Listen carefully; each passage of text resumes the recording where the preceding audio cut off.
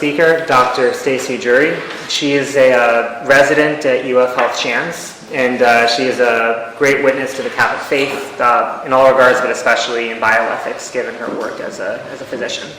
And she's joined here tonight by her husband Davis and by their daughter Madeline. And I have some handouts that she's prepared, so I'll be passing these out. She'll give her talk, and then we'll have some Q&A afterwards.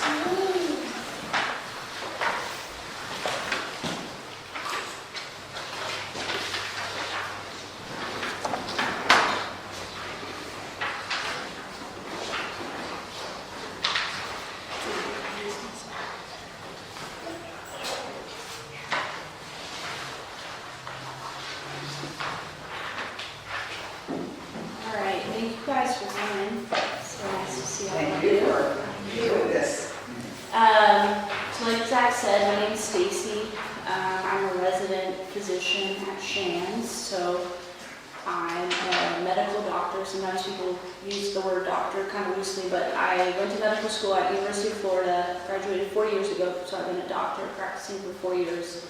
I'm still in training, hence the resident part. If at any point you can't hear me, just let me know, because I can be very soft-spoken, so if you can tell me to speak up, that's totally fine. So the kind of the backstory to this talk is Zach reached out to me one day and he said, I want to do this like bioethics series. Would you be interested in giving a talk? Would you know anyone that would? And I was immediately like, no, I'm not interested, but I could find someone for you. Because I hate talking in front of people, it just doesn't come supernatural. But interestingly, just a couple weeks before that, I was sitting in Mass, and some of you probably know there's an amendment coming on the Florida Constitution on the ballot for November about abortion. And I was thinking about it at Mass, and I was like, man, we really got to get the word out. Like, people have to vote no on this amendment. It's really important. And so I was like, oh, maybe we should put an announcement at the end of Mass, or put something in the bulletin. We got to do something. Like, we got to tell people. And then Zach was like, do you want to give a talk? And I was like, oh, this is the answer to that. So here I am. The handout that he gave out is a bunch of references and some of the resources, so you guys can look things up afterward. A little bit of what I'm going to get into is kind of some really detailed stuff about like medical knowledge and medical details. So if you don't remember all of it, that's totally fine. There's really, really good resources on there, and that QR code will help you pull up all of the links. I think it probably expires at some point, so then there's a list there in case you need it. So, like I was saying, what I'm going to talk about today is going to get into some of the really nitty-gritty medical details and also misinformation that circulates around abortion. One of the biggest lies told is that if we don't do more abortions, women will die. This is just plain untrue and quite evil, and it's an attack on our physical bodies, specifically women's bodies. We know that the fallen angels are known to be jealous of the fact that humans have physical bodies, and there are various attacks on them, and abortion is one of the main ones. I know there are many Catholics who vehemently oppose abortion, but there are many who also think that it should be something like safe, legal, and rare, a phrase you may have heard, or that in special cases like rape or incest it should be permitted. Even for those who call themselves pro-life or oppose abortion in cases of rape and incest, still might contend, well, if the life of the mother is at stake, then abortion is okay. There are a few tricky, rare, complicated cases that could make you think that if we don't have a good understanding of what it means to be human and from a good Christian perspective and a good foundation in bioethics, then you may come to think that, but I'm going to go through today why that's not the case. A good understanding of what it means to be human from a Christian perspective is referred to often as a Christian anthropology, and to say we have an anthropology means we have an understanding of what human beings are, where we're from, so our origin story, and what we're for, or our destiny or destination, and the implication of all of those things. Fortunately, the church gives us this. In addition to a good Christian anthropology, we need some good bioethics. And this means we need unadulterated, depoliticized medical facts of really difficult representative cases. So for the Christian anthropology part, a full explanation of that is way outside the bounds of this talk and my knowledge, but just briefly, so we have a good ground to start on, I'll reference the Baltimore Catechism. And as most of you probably know, it's written as a series of questions and answers. And question 6 asks, why did God make man? And the answer is to know him, love him, serve him in this world, and to be with him in the next. It's probably something a lot of you have heard many times. It's a good one to know by heart. So this is our purpose, and it's the purpose of each life conceived, to know God. It's not to be born to emotionally fulfill adult parents. It's to know him, serve him. So there are no justified arguments for abortion if we understand this purpose of our creation. This is a very brief touch on the subject of a proper understanding of what it means to be human, or good Christian anthropology, but it's a necessary foundation. Again, not the focus, but just a good foundation to have before we get into things. For the bioethics component, this builds off of a knowledge base of medicine, which is where I come in. I will say the physicians who would be the best versed in the really minutia of these things would be an OB-GYN physician. I'm not an OB-GYN physician, my training is in surgery. But any physician has a level of understanding that is sufficient to go through these cases. So I'm not overstating my competence in any way. I feel pretty uncomfortable standing up here doing that. A lot of the ethical considerations also have already been hashed out by the church, and a really good resource for this is the National Catholic Bioethics Center, or NCBC. There's a link on there. This is a center in DC composed of both clergy and lay people who are devoted to education and guidance on ethical challenges in healthcare and in biomedical research. Like I said, the link is there. So with these two things in hand, a good anthropology and bioethics with the medical knowledge, we can tackle a bunch of these topics that people bring up. However, there's one more thing that brings it all to light, and that's Mary. So we can study, read, contemplate, and we'll gain some insights on the topic, but with Mary at our side, all will be fully illuminated by her motherhood to each and every one of us. She's like a shining a bright light on a dark topic, revealing the truth of the situation, which the world tries to make appear fuzzy or confusing or difficult to interpret. This is because she is the ultimate mother. If this is a war of principalities with snakes biting at the heels of the offspring of God, she is the one stomping out the snakes. As has been revealed in Scripture, public and private revelations, we need her to win. So all this will be enlightened by her universal motherhood to us, her children. So for those of you who want to know what you're getting yourselves into, that's what I'm going to talk about. And also to tell you that I'm going to go through some examples that will demonstrate why we need to vote no on that amendment. It's Amendment 4 to the Florida Constitution this November. And why we need to be in constant, lifelong, vehement opposition to abortion in all of its forms, and why we need Mary to help us do this. It's worth noting that on May 1st of this year, the first day of the month, devoted to Our Lady, month of May, Florida's ban on abortion took effect. As of May 1st, you cannot get an abortion in the state of Florida after being 6 weeks pregnant. This is miraculous, and the timing is clearly from God and our mother. The prayers for the unborn and the hard work of the pro-life movement have reached her, and she brought them to Jesus, who has put this all into effect for the good of the unborn, enacted on the first day of the month devoted to her. The media reporting on this have noted that, practically speaking, this is a total ban on abortion, given that many women do not even know they are pregnant this early. Thank you, Mary. If the constitutional amendment is approved in November, it would undo this near total ban in Florida, so we must vote no on Amendment 4. All right, I alluded to it a little bit, but to get into the bioethics and medical details, first I'm going to talk about cases where people have argued that the life of the mother is at stake.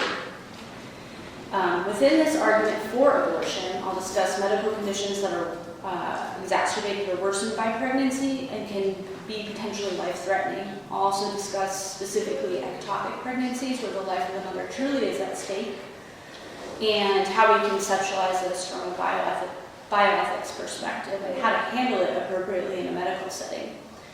Spoiler alert, it does not involve abortion. Then I'll discuss cases where the birth of the child is deemed incompatible with life, is how it's often termed. If you think about it, it's really a strange, nonsensical phrase when you realize the fact that life is already occurring. So, just to dive right into what seems to be the most emotional, but also the most misleading argument for abortion, we'll start with the life of the mother. I have no intention to strawman any of this. If there's any contentions or disagreement with other examples you can think of, I invite them wholeheartedly. There are a few cases that have come up citing the life of the mother as a sound argument for ending the life of an unborn infant. To combat some of these arguments, I follow the news and reporting on this issue from a number of sources who have attempted to make the case that if a mother would have aborted her unborn child, it could have saved her life. The first is from the New Yorker, and it's called, "Did an abortion ban cost a young Texas woman her life?" There's a link in that QR code on that page, if you want to read the full thing. They tell the story of a young woman named Yennefer Alvarez Estrada Glick, who goes by Yenny, a woman who immigrated from Mexico with her family as a child. After marrying her husband in 2021, they chose to stay in the small town of Luling, Texas, and raise a family. The journalist notes that the only hospital in town does not have a labor and delivery unit, and there is no OB/GYN physician at the hospital, a tragedy for sure. The closest hospital was 30 miles away in Austin, and she had to make the drive for her routine OB care, which in the first part of pregnancy is on average 1 to 2 times a month. The hospital workers in Luling described many moments of chaos where women arrive in labor ready to deliver, and many children were born in the emergency room in Luling. It is worth mentioning that all emergency room physicians are trained to deliver babies, and they can't become board certified without a certain number of deliveries and competency prior to finishing training and practicing independently. The story goes on to tell us that Yenny, only in her mid-20s, suffers from the common ailments associated with the epidemic of metabolic syndrome in the U.S., which includes obesity, high blood pressure, and diabetes. These all make pregnancy higher risk. In addition to this, she has something called pulmonary edema during her pregnancy, a condition where fluid floods the lungs, making it not only uncomfortable to breathe, but making it difficult for oxygen to pass into the blood and get to the rest of the body. This is certainly a scary and high-risk condition, to be sure. The story goes on to describe a precipitous decline in her condition over the course of her pregnancy, with her going to the emergency room many times with high blood sugar due to difficulty with adherence to her insulin regimen, mainly because of cost and accessibility issues, and difficulty breathing. Spoiler alert again, the story tragically ends with Yenny dying just before 23 weeks of gestation, right around the age of viability for the child. It's known that babies born around 22 to 24 weeks age have about a 50% chance of survival, and that's based on reference from that actual journal article. And they will almost certainly have medical issues causing things like a number of things, but some of the most prominent are brain bleeds that lead to really severe cognitive and motor deficits and visual impairment. Some of these things get better with really intensive rehabilitation. Some don't get much better, even with very resource-intensive long-term rehab for the baby. What this article concludes is that if only Yenny had had an abortion, she may still be alive. Although that is possibly an accurate fact, as a physician, what I see here is a long list of opportunities to help someone manage their medical issues prior to and during pregnancy.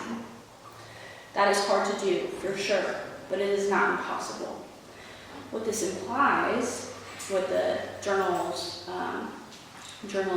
conclusion implies is that abortion is the solution to the poorly managed repercussions of metabolic syndrome in the U.S., and that's just plain morally appropriate. That's awful. There's no justification to end the life of an unborn human here. Even if a concerted effort of physicians and caregivers supported this woman, and she still had severe episodes of pulmonary edema, at the very least, her child could have been delivered early and supported in a NICU. Unmanaged medical problems are not a justification for killing babies. It's important to lay out the medical facts in terms of actually performing the abortion procedure to understand why there is never a reason to perform an abortion to save the life of the mother. In testimony before Congress, Dr. Anthony Levatino, a former abortionist and practicing OB-GYN physician, explains why performing an abortion would never save the life of the mother. This is a man who performed over 1,000 abortions and is well versed in the multiple ways of performing the procedure. There's also a link to his testimony on that sheet.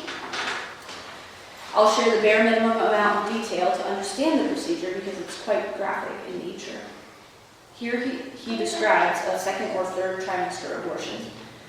Earlier abortions that use medication take hours to complete and would certainly not be fast enough to save the life of the mother in a true emergency. In a procedural abortion, so the later stages, second and third trimester, the first step is to dilate the cervix. According to Dr. Levatino, this requires a series of biological agents applied to the cervical opening that swell with fluid absorption and prepare the opening to allow for the passage of intrauterine contents. This takes 36 hours.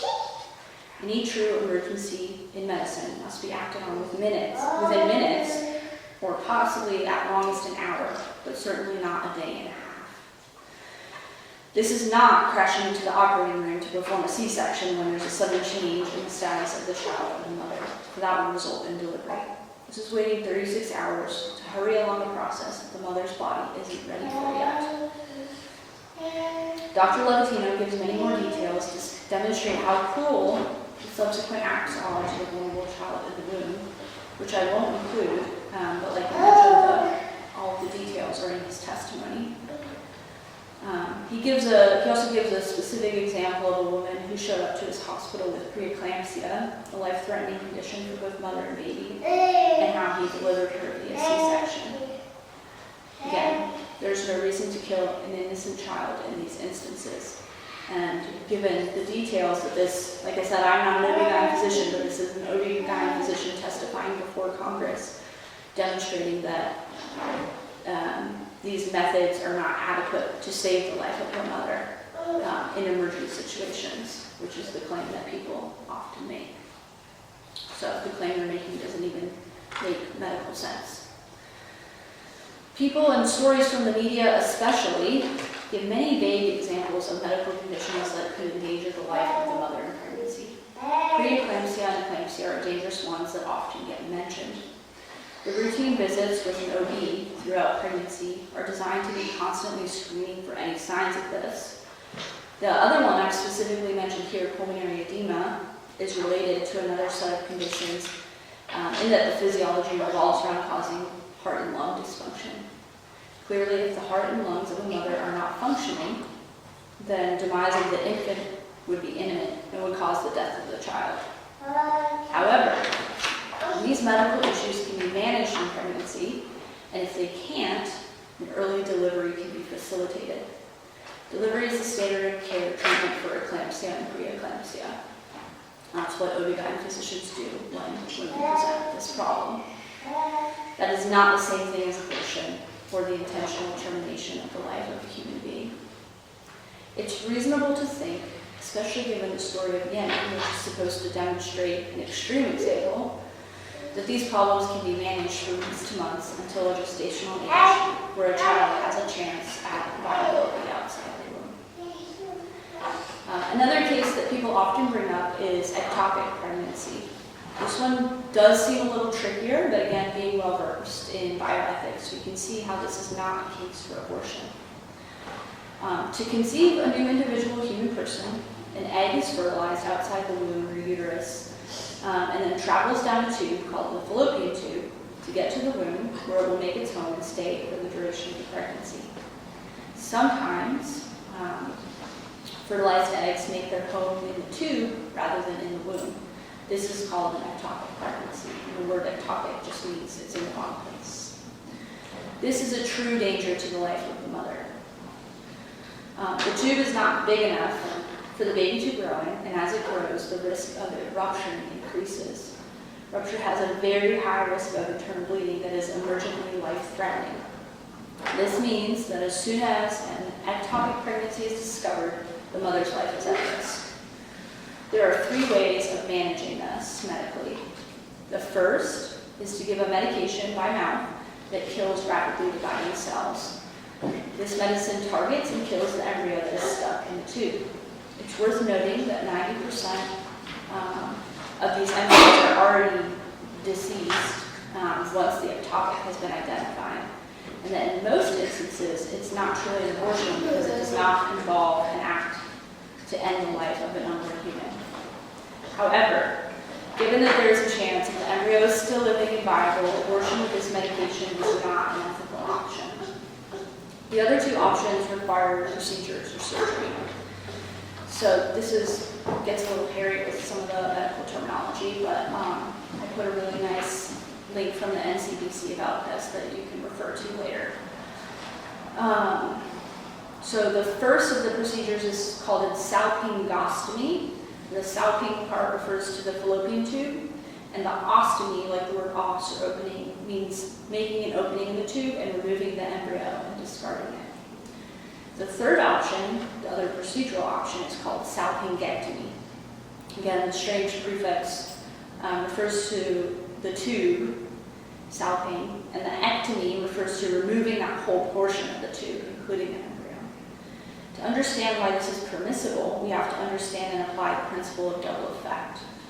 Again, the resources and reference page, I have it listed out there. There are 4 criteria that must be met to ensure that this act is ethically sound, and I'll just read through them. So this is why this example gets kind of tricky and complicated, and why I think there's a lot of misinformation, because 1, you have to understand the different possible treatments and the 2 different types of procedures, and you have to be able to understand the principle of double effect. And that's all. It's a lot of information, and some of it's actually sort of nuanced. So I remember when I was a student going through some of these cases and actually being a little bit confused. So it is complicated, but it's important to know that none of this life-threatening situation justifies an abortion. So I'm going to read through the 4 statements on the principle of double effect. So the first, the treatment is directly therapeutic in response to a serious pathology of the mother or child. So direct therapy. The good effect of curing the disease is intended and the bad effect is not intended. The death of the child is not the means by which the good effect is achieved. And then 4, the good of curing the disease is proportionate to the risk of the bad effect. So they're all fairly straightforward, but sometimes it's hard to keep them all straight at once. So I'll give you the punchline. The salpingectomy, removing a section of the tube, is in accord with each of these. The treatment is a therapy in response to a pathology. The good effect is intended, bad effect not intended. The good of the cure equals the risk of bad effect. And number 3 is what distinguishes the 2. The death of the child is not the means by which the good effect is achieved.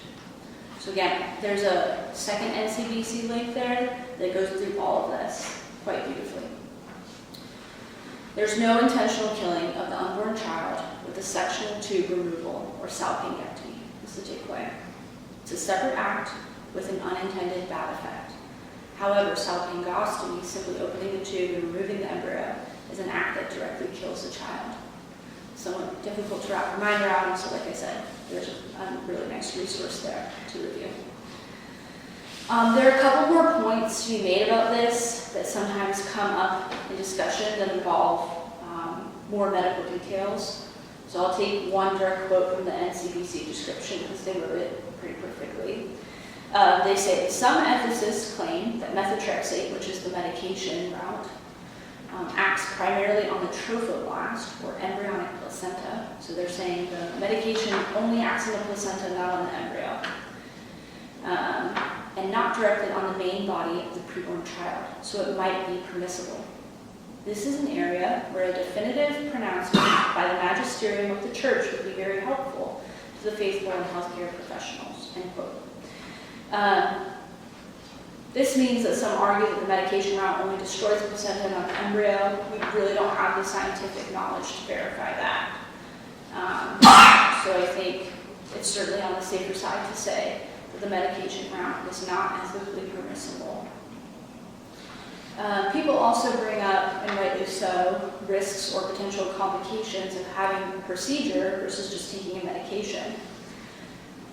First, for those who take the medication, this is, again, where the medical knowledge is super important and doesn't really get shared. For those who take the medication, they have to have labs drawn for days to weeks afterwards to verify that they are no longer pregnant. So it's not a one and done medication by mouth. And if the medication does not complete the abortive end, then generally a procedure is required. And again, you're in that whole time period at risk of rupture, which is a very scary, life-threatening condition because of the bleeding risk. So you would, in theory, go from treating something with a medication to being rushed into surgery if that were to happen. So the medication does have risks. So the medication route is not necessarily simple or easy, and OB/GYN physicians actually meticulously follow these women. They have charts that they check on every day and call them and ensure the labs are tracked, that the labs are collected and tracked. So they're incredibly meticulous about this because it is life-threatening if that medication does not complete its abortive end. So it is a resource-intensive route, the medication. It's also worth noting that each of these treatments, medication, salpingectomy, or salpingostomy, have the same rate of future ectopic pregnancy. So again, even in the very difficult situation of ectopic pregnancy, the non-abortive treatment is salpingectomy, and it does not have a higher burden of risk or future complications compared to the other potentially abortive treatments. Thus, there is no good argument for abortion in the case of ectopic pregnancy. So the next argument often made for abortion with misapplied medical knowledge is prenatal diagnoses that are so-called incompatible with life. I use this term in quotes because life has already begun, and it would be more accurately termed something like unlikely viable postpartum. So there are a number of diagnoses that fit into this category that are highly variable. So I'm going to hit some of the highlights. The most common involve genetic abnormalities, usually trisomies. So as background, all of our chromosomes come in pairs, except our sex chromosomes, the X and Y, which are different, but I guess you could consider them still paired. And if you have an extra chromosome, or third chromosome, this is called a trisomy. The most common and well-known one is trisomy 21, or Down syndrome. The one that is most commonly seen in the unlikely viable postpartum cases is trisomy 18, also called Edwards syndrome, and then trisomy 13, also called Patau. These are highly variable conditions, but always involve a number of anatomical abnormalities and malformations that do make life outside the womb difficult and limited. For trisomy 18, and again, there's references and resources to all of this with good, credible links. For trisomy 18, fewer than 10% of these children live past 1 year old. Their time after birth is very resource intensive. A very, very, very small number live to be teenagers. For trisomy 13, half of them live longer than 2 weeks, and 10% live up to a year. For both conditions, essentially all of them have heart and lung defects and require around-the-clock support for daily living and feeding tubes for nutrition. They usually have severe cognitive and visual impairments. However, close family members do have meaningful and loving interactions with these children despite the difficulties. This is not a reason to kill a child. There's a lot of uncertainty in these situations. Many people want to take control and the life of the child so they can try to conceive a different child without genetic or anatomic abnormalities. They want to take control of an uncertain situation because the only part of this that is certain is that you don't know when the child will naturally die, which ironically is the same for each of us. Statistically speaking, it is likely to be much sooner, but it still remains unknown. For some objective data on the subject, it's known in terms of prenatal demise, death prior to birth.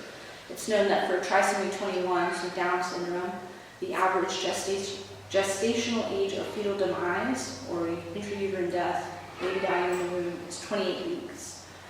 When signs of this show up, the baby can be delivered via C-section, as there is a chance of the baby surviving even with a delivery that early. For trisomy 18, Edwards, the average age of intrauterine demise is 32 weeks. Again, this does not entail abortion. The baby in the womb is dying. If the baby in the womb is showing signs of dying, they can be delivered via C-section. And there's no reason to intentionally end the life of this child. And there's info on each of those conditions in the references. These are heartbreaking cases, to be sure. Please don't hear that I'm insensitive to these things. However, it's no justification to end the life of the child early. To fully understand this, again, we need Mary, who faced extreme uncertainty in the case of her pregnancy. The bioethics here are clear, and contemplating her yes to God's request to bear his son can enlighten our understanding of how mothers now can say yes to God for these children. Other conditions that are also brought up with the same line of reasoning are severe malformations of the brain and skull, like also got them listed there and have big fancy names, holoprosencephaly, where the two hemispheres or halves of the brain have serious developmental anomalies, usually resulting in very severe cognitive and physical deficits. And then anencephaly, where there are large areas of brain and skull that never develop. Similar to the trisomies, there's a lot of heterogeneity in presentation and how much support is needed and how long the children live. Babies with holoprosencephaly may simply have some facial abnormalities, while the most severe forms of anencephaly often result in stillbirths. Babies with anencephaly usually only live hours to days after birth. The longest a baby has lived with anencephaly is 28 months. In some instances, they do result in intrauterine fetal demise, the baby dying in the womb. This can be difficult to diagnose and can definitely put the life of the mother at risk. And as noted before, the proper answer is delivery via C-section, and that's what's done, what should be done, and what is often done, but not the direct act of killing the baby. As outlined by Dr. Lovatino, there's not time for dilation of the uterus in these cases, and prompt delivery is the answer. What's often argued is that the abortion should come well before any of this can happen. However, killing an innocent child is not justified, given some unknown risk to the health of the mother. These cases are highly variable, and many of these children are born, and their parents, siblings, and family members get to hold them and love them for their short time here. It's a joy and a blessing to the families who choose to love their children and share with them their physical embrace for their short time inside the womb. So to summarize, I've gone over the details of the medical cases that people often make to justify abortion. As I've shown here, there is never a medical case for abortion. They are grouped such that they cover what I believe to be a list of medical situations that are, not each of the conditions are exhaustive. It's not an exhaustive list of every condition, but each of the groups does cover all the different types of things that people make an argument for abortion for.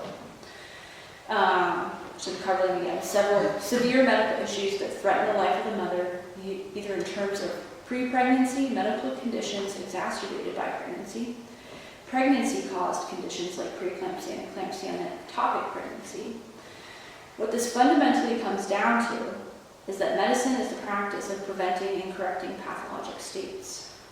I think that's really important to know, and I think it's something that a lot of physicians who are in support of abortion don't fundamentally understand. Medicine is the practice of preventing and correcting pathologic states. pregnancy is not a pathologic state. So even if new disease states are named and described, this holds true that there is no ethically justified abortion. And these are the medical facts of these specific groups of cases to uphold that claim. Separately, there are many other arguments that people make for abortion, which we don't have time to get into today. I'll say briefly that Mary has all the answers to these. Many people make arguments for abortion in cases of rape or incest. This talk is focusing on cases that test the medical facts in bioethics. So cases of rape and incest are separate issues, but I'll tell you that contemplation of Mary's motherhood, and like I referenced earlier, that uncertainty, does indeed reveal why these are not justified cases. Ask her and she will tell you the answers. In light of the feast today, the visitation, we can reflect on our mission to protect life, especially the vulnerable lives of both the unborn and their mothers, by accompanying them. The Feast of the Visitation celebrates Mary making the trek to Hill Country to visit her cousin Elizabeth when she found that she was pregnant. She made haste to do this, and so must we. This feast highlights what Mary knows is the best gift to someone else, the gift of yourself and sharing in celebration. Incidentally, Election Day this year is on the Feast of St. Elizabeth. None of this is coincidental. Our Lady is fighting for her unborn children, and she's calling every one of us to be on her side. Her universal motherhood is the answer. So say no to Amendment 4 on St. Elizabeth's feast day, and say yes to Mary and her motherhood to you every day. I'm happy to take any questions, comments, insights. Thank you.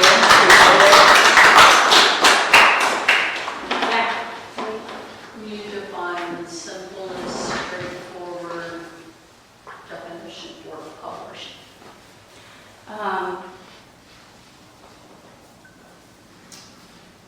It would be the end of the life of an unborn child.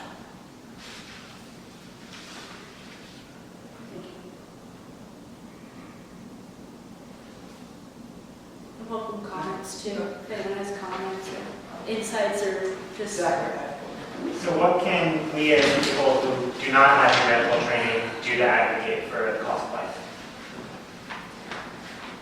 I think it goes, so there's the accompanying part, and there's a lot of things you can do, obviously monetarily, financially. I think a lot of you probably know about St. Gianna's Place. Yeah. It's a maternity home that they're trying to open here, so supporting that. Once that is in place, just being present there would be huge, because I think there's a lot of loneliness in single motherhood, and I think that's what really scares you, and it's exhausting. So the accompanying part is huge. In terms of having discussions with people who support abortion, I think it's very difficult to make the claim that there's no medical case for abortion if you're not a physician, because even physicians don't believe that. And so to go head to head with someone who has a medical background on that would be really difficult. So I don't know that that's everyone's calling. The reason I wanted to put all of this out there is because there is so much everything, and I am a physician, so it's part of my calling to dispel those myths. So I don't, it's everyone has a different role in life, but it's certainly for everyone to accompany those women. And I think St. John's Place would be a really great way to do that, because we don't always meet those people, right? Different walks of life. Yeah. There is another ministry, Love with, I mentioned Mr. Zachary, Love Without Borders at Queen of Peace. It started out with Terry Chanasing, and she has a tremendous amount of support. And she actually has mommy walkers that are mommies who are pregnant, that are contemplating abortion or maintaining the pregnancy. And so she does, the whole ministry is about walking with these mommies all during the process of their decision making, as well as a year later.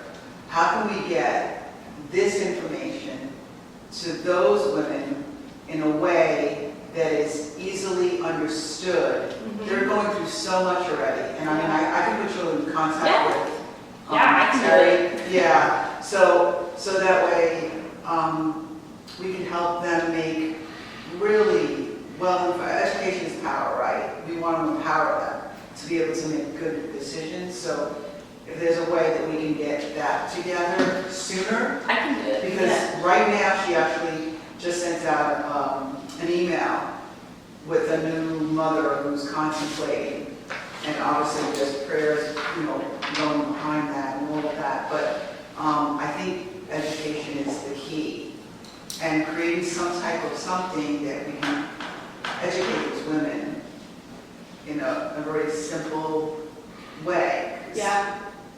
There is a huge lack of good information about the medical facts. That's true. Right, and trying to, just like this, Yeah. my goodness, this is like such a valuable resource, and it's credibility. You've already done the hard work. Trying to find something on the internet, Yeah. what's real, what's not real, what's Yeah. right, what's not really right or accurate. Yes, it's very So- difficult. I found it difficult when I went to medical school. Right, Yeah. Like and you're a doctor. Yeah, right? And exactly. so Yeah. imagine just a Yeah. layperson that. Yeah, I can put something together, and I can also, I can be a person who talks to those women, and I know other physicians, so we could get like a little group of physicians together to do that. With that, yeah. Just a general question, during your schooling, like at UF, for example, did you ever feel any pressure or influence either way to, did they try to encourage pro-life, pro-abortion attitudes instilled in the classroom? Because this is not just a matter of education of future physicians, it's formation of them as well. The formation in med school is, it's huge. And yeah, there is a lot of influence. I would say that most physicians who are in the education sphere, especially in other parts of the country, do give information about this as if there are medical cases for abortion. And at UF, there were a bunch of students, not a bunch, there was a vocal minority of students who were very much in support of abortion in all cases, elective cases included. Were very vocal about it, and they advocated for a lecture about abortion and how it's done and why it's justified. And the person who gave the lecture was an OB/GYN physician who's now retired, but she presented it as this is how it is, and women should be able to have abortions if they want them. And so, another vocal minority of us got together and were like, no, that's awful, and you can never do this lecture again. If you were to speak up, would you get any repercussion from that, or? Not from the administration, given how, she was way over the line. Yeah. She said something to the effect of down here in the backward South, people still think. And so she didn't only offend all of the pro-life people, she just offended everyone who was Southern. And actually, I think because of that, they didn't let her give the lecture again. I would say, in terms of abortion at UF, because I think there's a good number of faculty who are devout Christians and are pro-life, and so they don't get by easy, but there are people who are trying to influence things.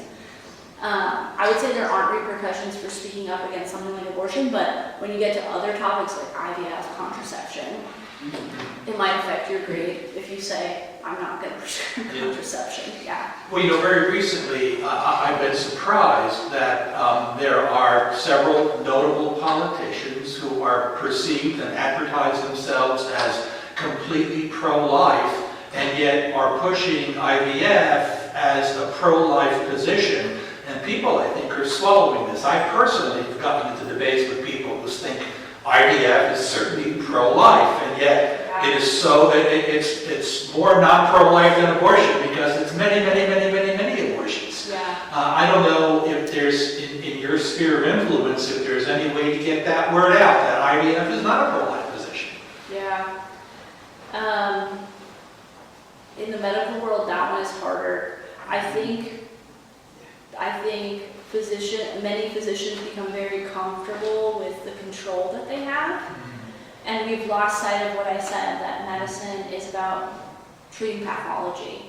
And now we're in like this lifestyle commodity kind of mentality, right? That's a totally different mindset and way of thinking about human life as a commodity, and that we're maintaining lifestyles as opposed to cultivating God's good creation and preventing pathologies and treating them. So I think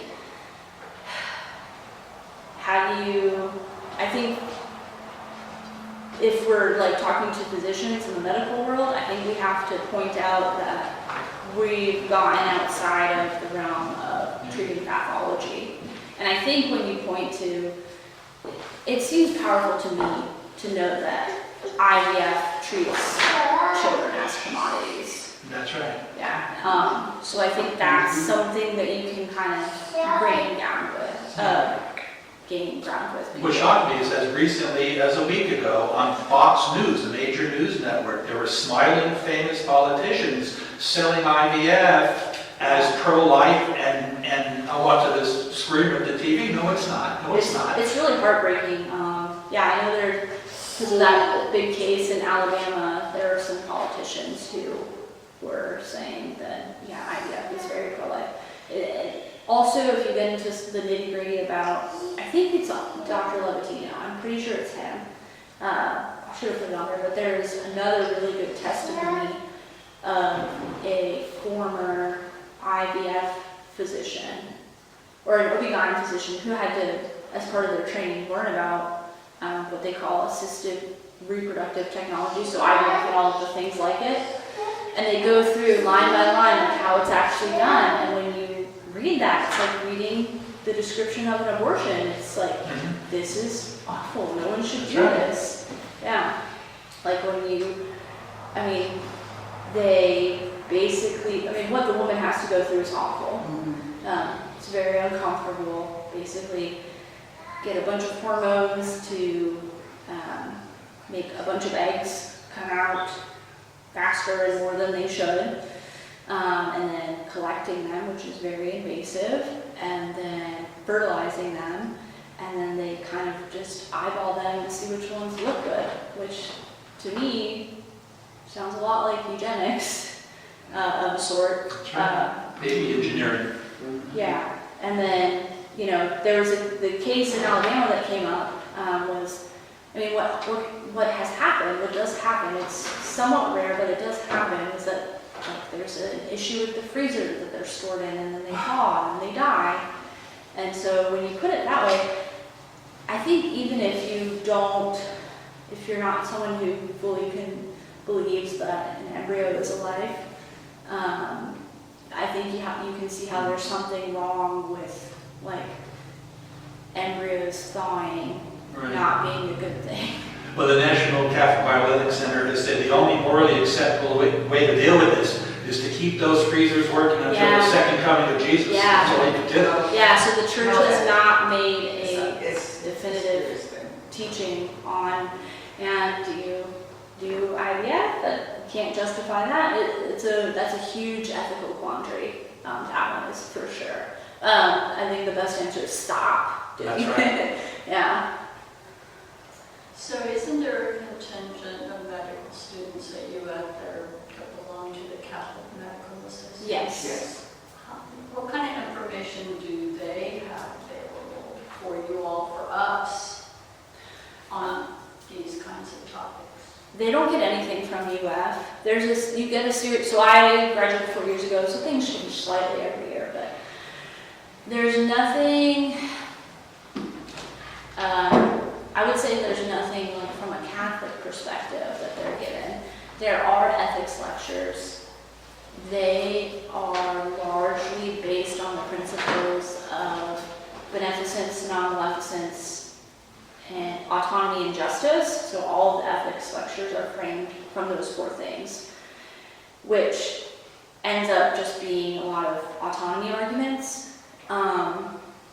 So while the people that give those lectures, I think they usually do an okay job of not making their own personal opinions known. I think just the foundation is not very solid.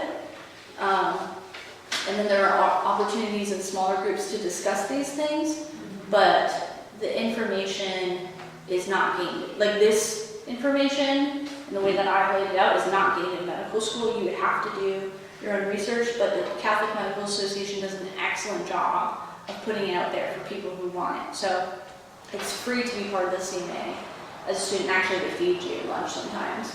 I was in it, and then there's a yearly retreat and conference that they do, which is also pretty affordable, and I think the local guild group often finances it or helps finance it, and you cover like a little travel. That week-long retreat, they go over all of this stuff in a lot of detail, and I think even more important, well, just as important as the facts is like the support of people. It's like you're getting minority.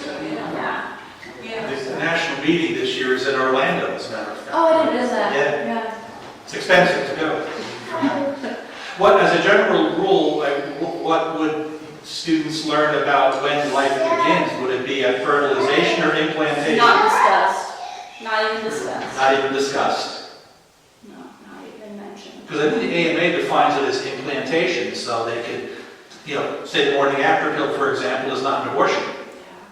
Yeah, I don't know the AMA's definition, but if you look at like the biology textbooks from the 70s, that's probably your best source, which says, conception, fertilization. Last question? How do we also get the information to women who have some of these conditions, and then the doctors to consider, here they are with these emergency situations, all of that, ectopic pregnancies, all of those situations. How does a person in the hospital or get the doctors to even consider, or their PCPs, to focus on their lives versus, and the health and well-being, like the first example that you gave, versus this other solution, which doesn't even solve the problem, regardless, because... Fortunately, I think in terms of the trisomies and those prenatal diagnoses, I don't think, at least my experience, again, it's only been at UF in the medical world, I don't think that physicians are at all pushing abortions in those instances. I think they're very open, and I don't think a patient would have to argue and say, I want to carry this as long as I can and bring this child to birth this child if possible, have them, no one's going to argue with that. But what about the first example that you gave of the woman who had all these other medical issues, and they were just, they were chasing after this one thing versus her general health. And she probably didn't even know to advocate for herself. Yeah. That's what I'm saying. What does a person in that situation, that woman in that situation, what can she do for herself? It's hard enough to advocate for yourself when you're in the hospital or when you're sick. Yeah. I think that's the same question as what we do. How do we, help those people advocate for themselves just generally, right? It's not even like an abortion element. It's like there are these populations that don't even know that they can have a better life, that God loves them and this is not what He wants for them. So I think however we answer that question very generally applies in these instances. And as a physician, and as the neighbors and loved ones and friends and fellow churchgoers of these people, I think it's part of our mission to tell people you're better than that, which is maybe kind of a harsh way of putting it, but to accompany them, walk with them and say, it doesn't have to be this way. You don't have to live like this, and I'm going to help you and be with you. So, when we know those people, it's similar even to addiction, right? When we know those people, it's important that we tell them, show them their worth, and that they don't have to live like that. And just telling people that makes a huge difference. Like, you have it in you to live a better life. To heal. Yes, exactly. Yeah. But I think we just have to tell them, and probably a lot, repeatedly. Like, if we know people like that, you have to keep telling them, you're better than this, you can do this, I'm doing it with you, I'm here, those kinds of things. Yeah. Yeah. One more question. Sorry. Okay, this is actually not a question, it's just a comment. I receive the pastoral briefings weekly, and today's has an enormous list of references or links for this amendment for coming from our diocese. So if you subscribe to the pastoral briefings, which anybody can, I'm just a lay person, they're beginning to really feed us Yes. information. I've seen some of those To too, help they're us really form. good. Yeah, they're very good. There's a link on there too about the amendment, so you can read the text for yourself. I didn't really talk about it, but it's very vague, so it's very non-specific, so it would allow a lot of things, and that would not be good. Yes. And just so we know, that our bishop did make a proclamation on how to address it, so it's available, his stance and what, the kind of, from the top down. So maybe getting that out more, so in any parish, in all parishes. Because it was very well done. Yeah, I read it, it was very nice. Yes. It's very, like, Pragmatic? yes, like Yeah. simple, straightforward. Yeah. Yeah. Thank you all for coming. Thanks so much. Before you go, I'd like to say one thing first and foremost, thank you so very much, also. We know your husband Davis, and we've met him and worked with him over time. Wonderful, wonderful individual. We met Madeline also too. This shrine is a place of miracles, procreation, so many different wonderful stories. If I'm not imposing too much, can you tell us, for everybody here who don't know yours and Davis' story in relation to the shrine? Oh, Can you tell people that, because I think that would we inspire got them? engaged right here, like right in this spot. And our daughter Madeline is named after St. Yes. Madeline. So thank you so very much for it. That's great. Yeah. And what do you do? Mid-August. Yeah. That was another thing about him asking me to give this. I was like, pregnant is perfect. Zachary, what's the next talk in the series? You know? So it's going to be a Dr. Angeli Aki. Oh, okay. And we don't have a date nailed down yet, but we're hopefully going to do that in July, maybe August. And we want to keep doing these talks, so if you have ideas for bioethics topics that you'd like to hear about, reach out to me and we'll try to make it happen. And, or any other ideas for programming that you think that would be fitting to put under Our Lady's patronage. Do we have any blessing call? Deacon? The Lord be with you. May Almighty God bless you. In the name of the Father, and of the Son, and of the Holy Spirit. Amen. Let us